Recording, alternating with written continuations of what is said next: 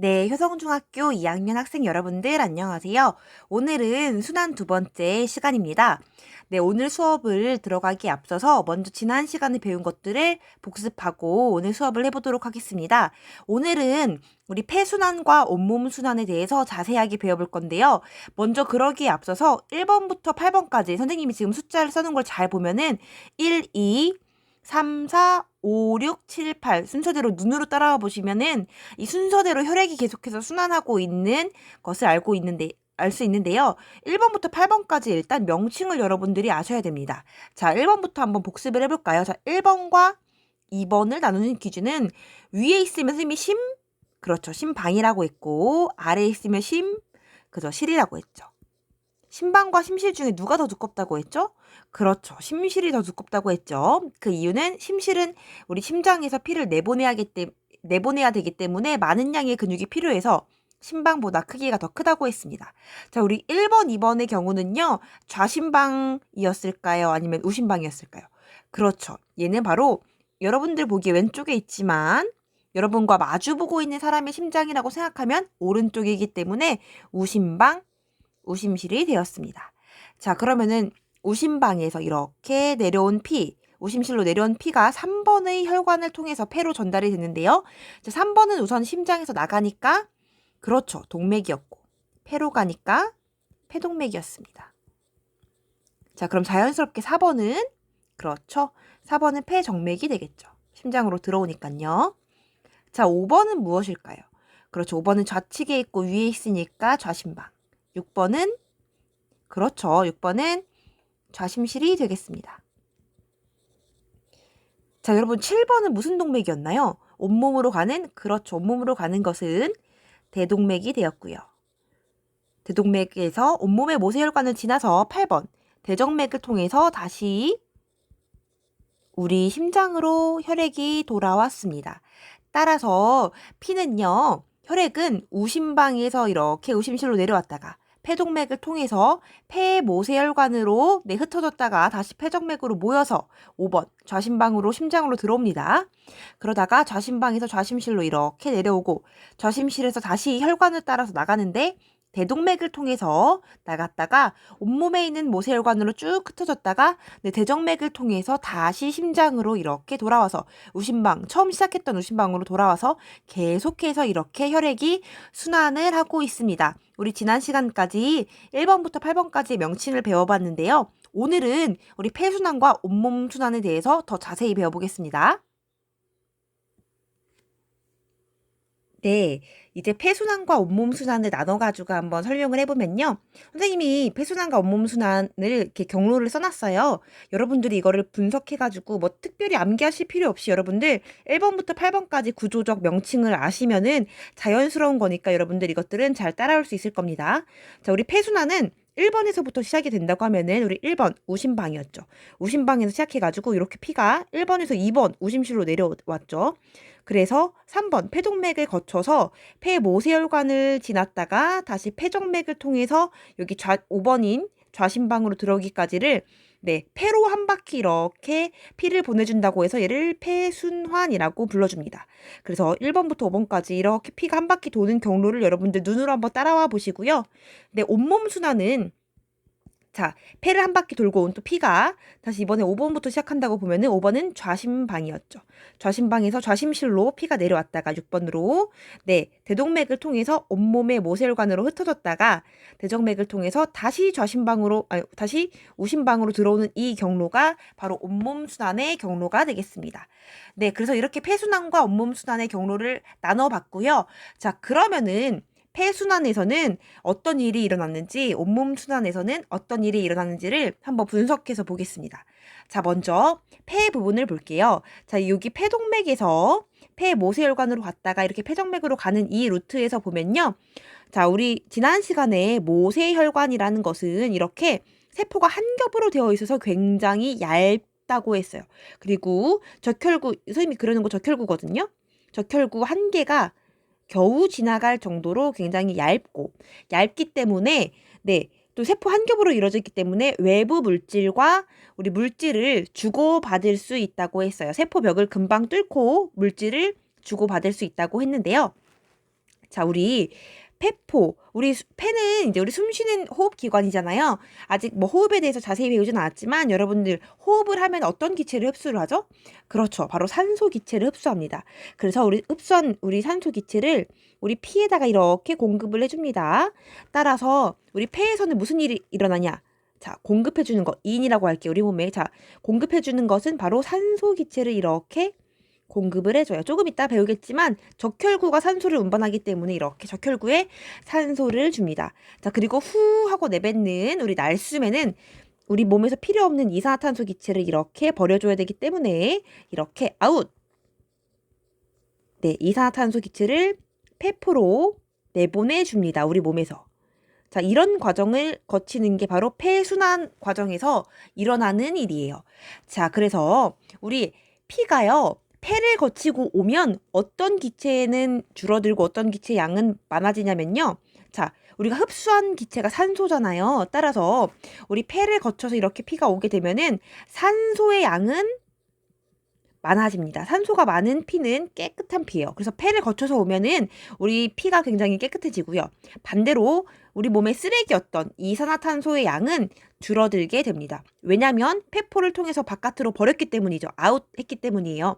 따라서 폐를 거쳐서 오면은 우리 오히려 이산화탄소의 양은 줄어들었다. 노폐물이기 때문에 노폐물을 버리고 와서 네, CO2의 양은 줄어들었다는 것을 알 수가 있습니다.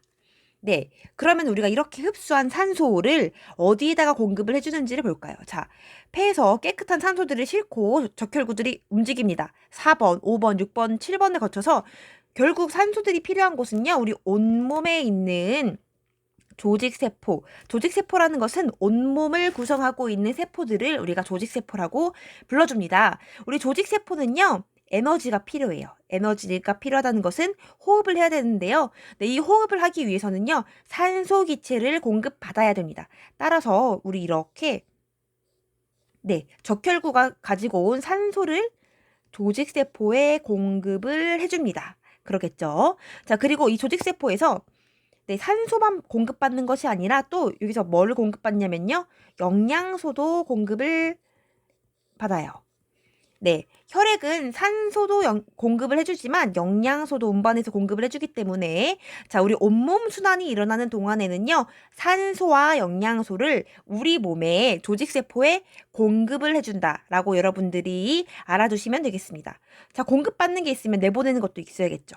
자, 우리 조직세포에서요, 호흡을 한 결과 만들어낸 쓰레기들이 있어요. 바로 기체로는 네, 이산화탄소가 되겠고요. 그리고 노폐물이 있어요. 자, 그래서 이 세포 호흡의 결과 만들어진 이산화탄소랑 노폐물을 받아옵니다. 따라서 온몸 순환을 거치는 동안 무슨 일이 일어나냐면요. 자, 우리 7번까지는 산소가 많은 깨끗한 피였어요. 그쵸?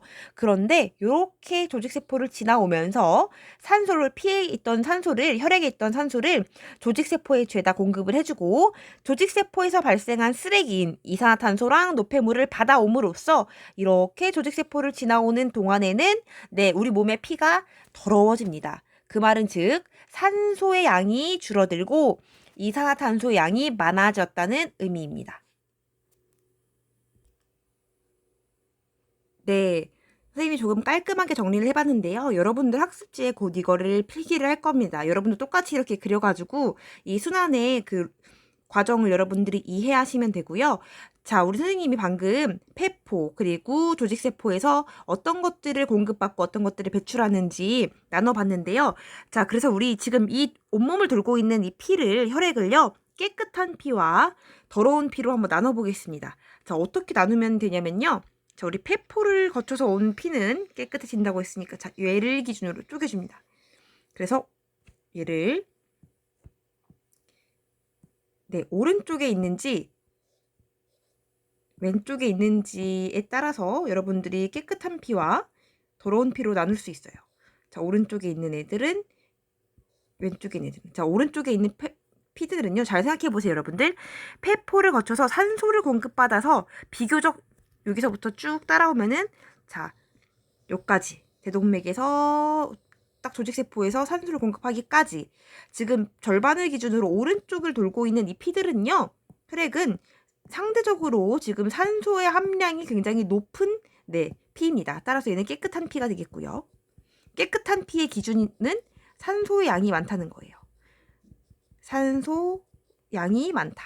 자, 그리고 산소를 죄다 이제 조직세포에 공급을 해주고 이제 나머지 찌꺼기들, 이산화탄소 노폐물들을 잔뜩 받아서 이렇게 대정맥, 오심방, 오심실, 폐동맥을 거쳐서 여기까지 온 여러분들 그림에서 절반 왼쪽에 있는 부분은요 더러운 피가 되겠습니다. 그러겠죠.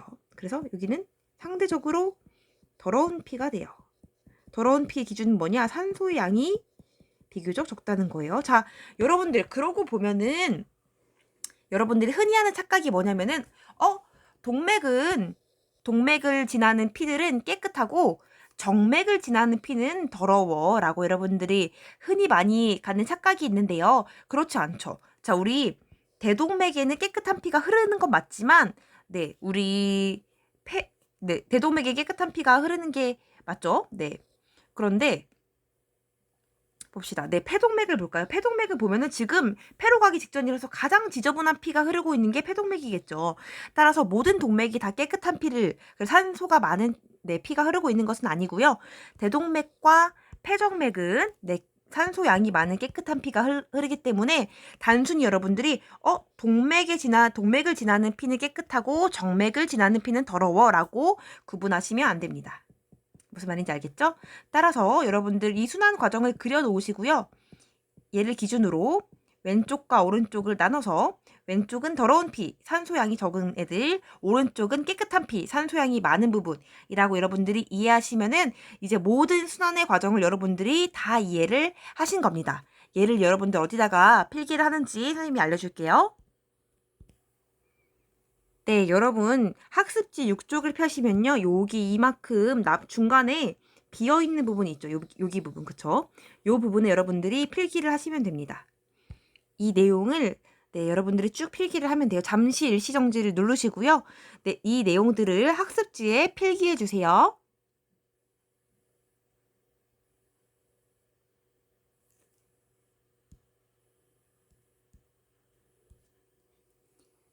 여러분들 잘 필기를 하셨을 거라고 믿고 요 그림은 굉장히 중요하기 때문에 여러분들 잘 써놓으시길 바랍니다. 자, 우리 배운 목표, 우리 학습지 6쪽을 펴시고 다시 정리를 해보면요. 오늘은 혈액의 순환 경로에 대해서 배우는 날이었고요. 또 혈액의 구성 성분에 대해서도 조금 이따 배울 겁니다. 자, 우리 9번 빈칸을 한번 채워보면요. 우리 혈액의 순환은 폐순환과 온몸 순환으로 나눠가지고 여태까지 배웠습니다. 자, 우리 폐순환이란 심장에서 나온 혈액이 폐에서 이산화탄소를 내보내고 산소를 공급받아서 다시 심장으로 돌아오는 경로. 그 결과 우리 피가 깨끗해진다고 했어요. 그쵸? 자, 그래서 여기 기준으로 보면은 빨간 색깔로 지금 표시되어 있는 부분 있죠? 여기 부분이 깨끗한 피가 되겠죠. 폐 모세혈관부터 폐정맥, 좌심방, 좌심실, 대동맥까지가 깨끗한 피. 다시 말해서 산소가 많이 있는 피가 되겠습니다. 그리고 온몸 순환을 보면요. 심장에서 나온 혈액이 온몸의 모세혈관에서 아까 산소와 영양소를 어디에다가 공급을 해줬냐면요. 그렇죠. 온몸에 있는 조직세포. 온몸에 있는 조직세포에 산소와 영양소를 공급해줬습니다. 우리 나중에 다른 기관계도 배우면 알겠지만 산소는 우리 호흡계를 통해서 공급을 받을 거고요. 영양소는 우리 소화계를 통해서 공급이 되었죠. 얘네들을 운반해주는 게 바로 우리 순환계가 되겠고요. 자, 나중에 또 배우겠지만 이산화탄소는 얘는 호흡계를 통해서 배출을 하고요. 노폐물은 배설계를 통해서 배출을 합니다. 이 모든 것들을 연결해주는 게 바로 순환계가 되고요. 자, 그러면은 여러분들 여기 부분에 선생님이 아까 필기하라고 했던 것들 잘 필기했을 거라고 믿고 우리 혈액의 구성 부분은요. 교과서를 보고서 선생님이 다시 설명을 하도록 하겠습니다. 여러분 교과서 170쪽을 펴주세요. 교과서 170쪽에는 선생님이랑 여태까지 열심히 배운 폐순환 그리고 온몸 순환이 나와 있는데요. 자, 폐순환은 이처럼 그림에서 보이고 있죠. 지금 우심방에서 우심실로 내려와서 폐동맥을 거쳐서 폐에 이제 있는 모세혈관으로 흩어졌다가 다시 폐정맥으로 이렇게 모여서 좌심방으로 들어오는 게 우리 폐순환이 되었고요. 지금 열심히 보면 옆에 애니메이션에서 우리 적혈구가 열심히 O2 산소를 흡수하고 있는 모습도 보입니다. 그리고 CO2를 밖으로 이렇게 보면은 원반 던지기 하듯이 이렇게 버리고 있는 모습도 보이네요. 자, 우리 온몸 순환을 봐볼까요, 이번에는? 온몸 순환의 경우에는 좌심방에서 좌심실로 내려온 피가 대동맥을 통해서 이렇게 온몸으로 흩어져서 온몸에 있는 모세혈관에서 다시 대정맥을 거쳐서 우심방, 우심실까지 오는 이 과정이 우리 온몸 순환의 과정이었고요. 여러분들 옆에 밑에 지금 애니메이션을 보면요.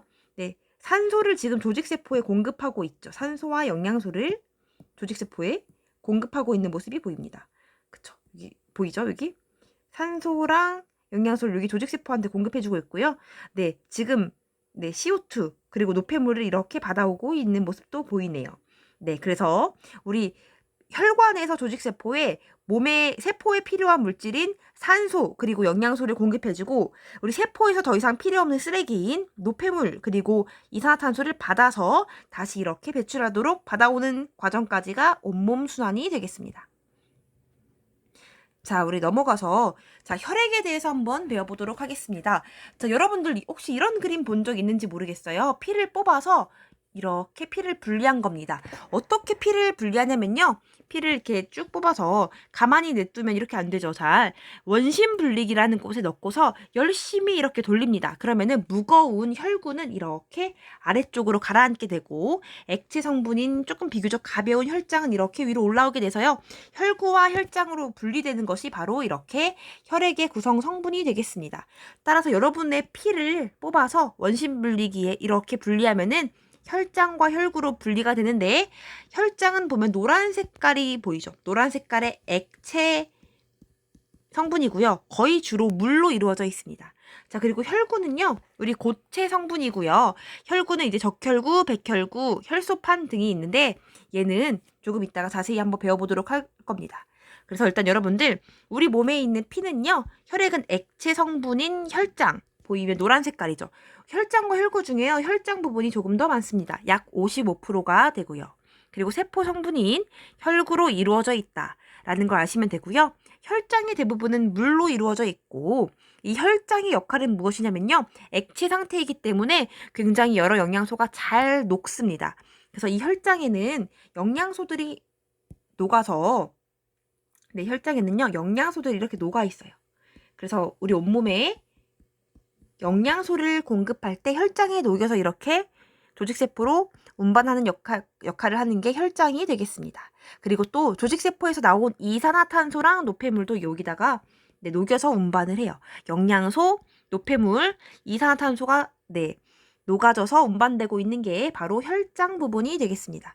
자, 혈구는요. 적혈구, 백혈구, 혈소판으로 나누는데요. 여러분들이 혈액을 관찰하는 실험을 한번 동영상을 보도록 하겠습니다. 먼저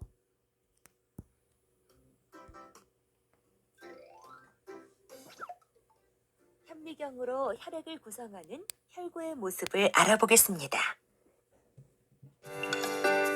현미경, 거름종이, 받침유리, 덮개유리, 소독용 알코올, 체혈침, 고무줄, 핀셋, 에탄올, 긴사액, 증류수, 실험복, 실험용 장갑을 준비합니다. 먼저 감염되지 않도록 소독용 알코올로 체열할 부위를 닦아줍니다. 혈액 한 방울을 받침 유리에 떨어뜨린 다음 체열한 부위를 소독용 알코올로 닦아줍니다. 그리고 덮개 유리를 받침 유리에 비스듬히 대고 한 방향으로 밀어 혈액을 얇게 펴니다. 이때 핀셋으로 덮개 유리를 너무 세게 집으면 덮개 유리가 깨질 수 있으므로 주의합니다. 혈액 위에 에탄올을 한 방울 떨어뜨리고 마를 때까지 기다립니다.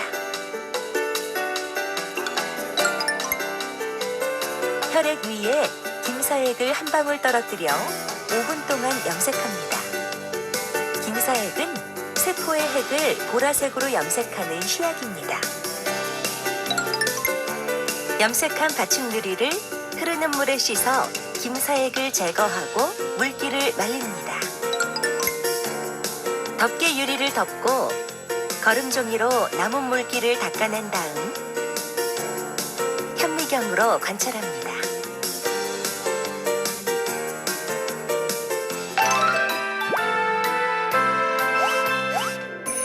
혈구의 대부분을 차지하는 것은 적혈구로 둥근 원 모양이고 가운데 부분과 바깥 부분의 진하기가 다릅니다.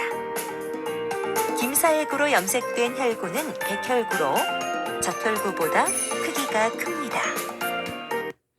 네, 여기까지 한번 보면요. 여러분들 이렇게 여러분들 학교에 나와서 우리가 실험을 할 수 있으면 여러분들 혈액을 직접 관찰해 볼 텐데 네, 못 해봐서 좀 아쉬운 것 같습니다. 자, 우리 일단 여기서 적혈구와 백혈구는 여러분들이 딱 그림으로 보면은 내 사진으로 보면 알 수 있겠죠? 여러분들 빨간 색깔로 보이는 얘가 바로 적혈구가 되겠는데요. 가운데가 보면 여러분들 여기 부분 봐보세요. 가운데 부분을 보면은 약간 밝습니다. 이 말이 무슨 말이냐면요. 여러분들 혹시 그 원반 던지기, 네, 플라잉 디스크 같은 거 해보면은 그 원반 모양이 무슨 모양인지 아시죠? 이런 것처럼 우리 적혈구도요. 가운데 쪽은 조금 비교적 얇은 원반 형태를 띠고 있기 때문에 가운데 쪽이 조금 더 네, 밝은 모습을 볼 수가 있고요. 자, 우리 적혈구는 지금 김사액이 염색이 되었나요? 안 되었나요? 그쵸, 되지 않았습니다. 우리 동영상을 열심히 본 친구들은요, 설명을 들었을 수도 있는데, 우리 김사액은 세포에 뭐를 염색한다고 했냐면요, 세포에 핵을 바로 염색한다고 했어요. 자, 우리 적혈구는 지금 염색이 되지 않은 걸로 보아서, 적혈구에는 핵이 있다, 없다? 그렇죠. 적혈구는 염색이 되지 않았으니까 아, 적혈구에는 핵이 없어서 염색이 안 됐구나 라는 것을 알 수가 있겠고요. 자, 그리고 우리 백혈구는 지금 보면 여기 4개 있죠. 보이죠? 염색되어 있는 부분이 백혈구인데요. 자, 우리 백혈구는 김사에게 염색이 된 것을 통해서 아, 백혈구는 핵이 있구나 라는 것을 여러분들이 알 수가 있겠습니다. 그리고 적혈구랑 백혈구 중에 딱 봐도 사이즈가 누가 더 크나요? 그렇죠. 백혈구가 훨씬 더 큽니다. 우리 백혈구는요. 우리 몸의 면역 기능을 담당을 해서 우리 몸에 뭔가 나쁜 병균이 들어오면은 그 나쁜 병균 세균들을 잡아먹는 애가 바로 백혈구예요. 그래서 먹을 식자를 써가지고 병균들을 잡아먹는 역할을 한다 해서 백혈구는 식균 작용을 한다라고도 여러분들 알아두시면 되겠습니다. 네, 이렇게 우리 혈액에 관찰하는 실험을 한번 정리를 해봤고요. 네, 교과서에서 보면은 네. 이렇게 네, 아이고, 혈액이 관찰되는 모습을 볼 수가 있었습니다. 네, 그래서 네, 빨간 부분은 적혈구, 그리고 여기 보라 색깔로 염색되어 있는 부분은 우리 백혈구가 되겠고요. 지금 너무 배율이 작아서 잘 보이진 않지만요. 보면 약간 찌꺼기 같은 게 살짝 있거든요. 이런데 이런 찌꺼기들 떨어져 있는 이런 아이들이 누구냐면 바로 네, 혈소판이 되겠습니다. 그럼 혈소판이 누군지는 다음 페이지로 넘어가가지고 자세히 배워볼게요. 네, 바로 얘가 173쪽에 나오면요. 우리 혈구 3인방에 대해서 나왔습니다. 자, 우리 적혈구, 백혈구, 혈소판, 아이고, 이 세 친구가요. 바로 혈구 3인방이 되겠습니다. 얘네 3명이 혈구 3인방이에요. 자, 아까 혈장 부분은 노란 색깔 액체라서 주로 물로 이루어져 있고 그 부분에서는요. 영양소가 녹아져 있었고 이산화탄소가 녹아져 있었고 노폐물이 녹아져 있었다고 했는데요. 자, 우리 45% 정도 차지하는 이 혈구 부분에서는요. 네, 대부분이 사실은 적혈구예요. 아까 사진에서 봐서 알죠. 적혈구는 붉은 색소가 있어서 붉게 보이는데 이 붉은 색소의 이름은 헤모글로빈이 되겠습니다. 이 헤모글로빈의 역할은요. 바로 산소를 운반해요. 헤모글로빈이 산소를 운반하는 역할을 합니다. 자, 선생님이 아까 이산화탄소는 어디에 녹아서 운반이 된다고 했죠? 그렇죠. 이산화탄소는요. 혈장에 녹은 채로 운반이 되지만 산소를 운반하는 애는 혈구 속에 있는 적혈구였습니다. 특히 적혈구에서 헤모글로빈이라는 친구가 산소를 운반했고요. 우리 적혈구는 아까 염색이 안 됐죠. 핵이 없어서 염색이 안 됐고요. 가운데가 오목한 플라잉 디스크의 원반 모양이 되었습니다. 자, 백혈구는요. 아까 그림에서 보면은 적혈구보다 숫자는 적지만 크기가 컸고 모양이 굉장히 불규칙하면서요. 핵이 있어서 김사에게 염색이 되었습니다. 자, 그러면 혈소판은요, 아까 잘 보이지도 않은 조그만한 애들이었는데, 이 혈소판은요, 혈구 중에 가장 크기가 작고, 모양도 일정하지 않고, 핵조차 없기 때문에 김사에게 염색도 안 됐습니다. 선생님, 그러면 이 혈소판은 대체 왜 필요한가요? 네, 이 혈소판은 굉장히 중요한 역할을 하는데요. 여러분들 상처 나서 피나면요, 그 피난 자리에 무엇이 생기나요? 그렇죠, 딱지가 생깁니다. 자, 바로 이 딱지를 만들어주는 아이가 바로 혈소판이 되겠습니다. 혈소판이 없어서 우리 피난데 딱지가 만들어지지 않으면 피가 계속 나겠죠. 따라서 혈소판은 우리 피난 곳에 딱지를 생성해주는 굉장히 중요한 역할을 한다라고 여러분들이 알아두시면 되겠습니다. 네, 다시 우리 학습지로 돌아와서 빈칸을 채워보겠습니다. 자, 우리 혈액의 구성에 대해서 배웠는데요. 혈액은 액체 성분인 혈장이 55%. 자, 이렇게 원심 분리를 했을 때 혈장 부분이 위에 있었죠. 55%의 혈장, 노란 색깔이었습니다. 그렇죠. 그리고 주로 혈장 부분은 액체 상태이기 때문에 주로 물로 이루어져 있었습니다. 얘는 포도당, 아미노산 같은 영양소를 녹여서 운반하고요. 이산화탄소와 노폐물을 운반하는 역할을 합니다. 네, 그리고 밑에 무거워서 아래쪽에 원심 분리기에서 아래쪽으로 내려왔던 혈구, 약 45%를 차지하는 혈구는요, 3인방이 있었죠. 적혈구, 백혈구, 그리고 그렇죠, 혈소판이 있습니다. 혈소판이 있었고요. 자, 우리 적혈구는 뭐를 운반한다고 했나요, 아까? 그렇죠, 헤모글로빈에 의해서 산소를 운반하는 역할을 한다고 했어요. 산소 운반 작용을 했고요. 얘는 헤모글로빈이 있어서 붉게 보이고 핵이 없어서 염색이 안 됐고 플라잉 디스크 모양의 원반 모양이라고 했어요. 자, 백혈구는요, 적혈구보다 수는 적지만 크기가 크고 네, 핵이 있어서 염색이 되었고요. 모양이 불규칙했습니다. 백혈구의 역할은 네, 세균을 잡아먹는 먹을 식자를 써서 식균 작용을 하는 거. 네, 세균을 잡아먹는 애가 백혈구였습니다. 자, 혈소판의 역할은 아까 말했듯이 상처 부위에 딱지를 만들어주는 혈액의 응고 작용을 담당합니다. 응고는 무엇이냐면요, 네, 고체로 만들어준다는 거죠. 혈액을 굳게 해서 네, 딱지를 만들어주는 아이가 혈소판이 되었습니다. 네, 우리 교과서 173쪽 밑에 스스로 점검 문제를 풀고 오늘 수업을 마치겠습니다. 자, 스스로 점검 1번 문제. 혈관 중에 누구는 심장에서 나온 혈액이 흘렀냐면요. 그렇죠. 바로 동맥이었죠. 동맥에서는 심장에서 나온 혈액이 흘렀고 어디는 들어가는 혈액이 흘렀을까요? 그렇죠. 정맥은 심장으로 들어가는 혈액이 흘렀습니다. 자, 우리 방금 배운 혈액은요. 액체 성분이 무엇과? 그렇죠. 55%에 해당하는 혈장과 세포 성분인 혈구로 이루어져 있으면서 이 혈구 3인방이 있었는데요. 혈구는 모양과 기능에 따라 누구? 백혈구, 혈소판을 나눴나요? 제일 많았던 애가? 그렇죠. 적혈구가 되겠습니다. 자, 옆에 창의적 사고력 문제는요. 그림은 혈관을 흐르는 혈액에 대한 영희의 생각인데 영희의 생각은 무엇인지 들어볼까요? 정맥 속에는 산소가 적고 이산화탄소가 많이 포함된 혈액이 흘러. 네, 아까 선생님이 강조했던 얘기입니다. 무조건 정맥은 더러운 피, 산소가 적은 피가 아니라고 했죠. 네, 그것은 여러분들 네, 아까 그려준 그림을 보고 참고하시면 되겠고요. 우리 특별히 폐정맥 속에는요, 가장 산소가 높은 우리 혈액이 흐르고 있기 때문에 영희의 생각은 네, 틀렸다고 볼 수가 있습니다. 네, 여러분들 오늘 네, 순환에 대해서 공부한다고 고생하셨고요. 반드시 선생님이 아까 그 그려놓으라고 했던 부분 그려놓으면서 복습을 해주시고 다음 시간에는 우리 소화와 순환 부분 중단원 마무리 평가를 풀어보도록 하겠습니다. 여러분들 오늘 모두 고생 많으셨습니다.